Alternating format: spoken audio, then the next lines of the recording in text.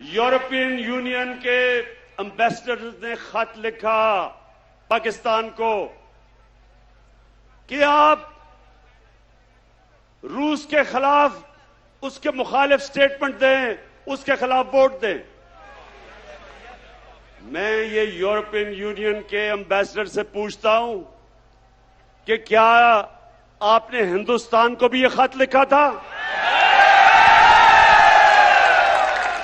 क्योंकि मैं अपनी कौम को याद करवाना चाहता हूं कि ये वो पाकिस्तान था जिसने ये नेटो की मदद की, जो वॉर ऑन टेरर थी, हमने उनका साथ दिया।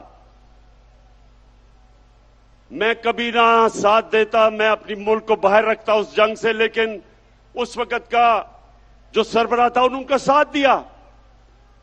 क्या मिला पाकिस्तान को? 80,000 पाकिस्तानियों की जानें गई, हमारा कबायली इलाका उजड़ गया, 35 लाख लोगों ने नकल मकानी की, हमारे मुल्क को 100 अरब डॉलर से ज्यादा नुकसान हुआ। तो क्या मैं अपने यूरोपियन यूनियन के एम्बेसडर से पूछता हूं कि आपने क्या हमारा शुक्रिया अदा किया? क्या आपने कहा कि हां, आपने हमारी मदद की थी, हमारी जंग में आपने हमें अप्रिशिएट किया? सारे नेटो के मिला के 10% भी लोग नहीं थे जो इस जंग में मरे। हमारे मुकाबले में जो 80,000 पाकिस्तानियों की कुर्बानी दी गई। तो मैं उनसे आज ये पूछता हूं कि बजाय आपने, जब हमने आपके साथ खड़े हुए थे, बजाय आप हमारा कम से कम शुक्रिया अदा करते, ऐसे आप में से लोग थे जिन्होंने अफगानिस्तान में जो जंग हारी आपने, वो पाकिस्तान को जिम्मेदार ठहराया था। शुक्र करना तो दूर की बात है।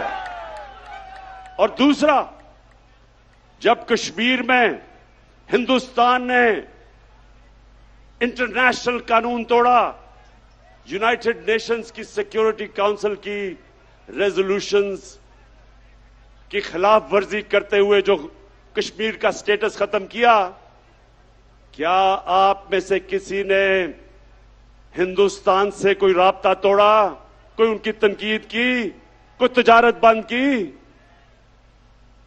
तो हम आपके सामने क्या हैं? क्या हम कोई गुलाम हैं कि जो आप कहेंगे हम कर लें?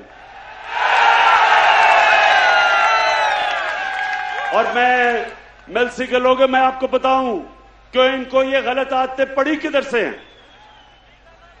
2008 और 2018 के दरमियान में 400 ड्रोन अटैक हुए पाकिस्तान के ऊपर।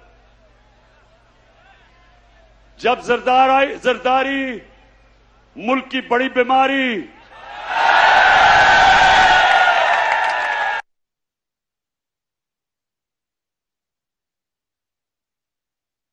आज़म इमरान खान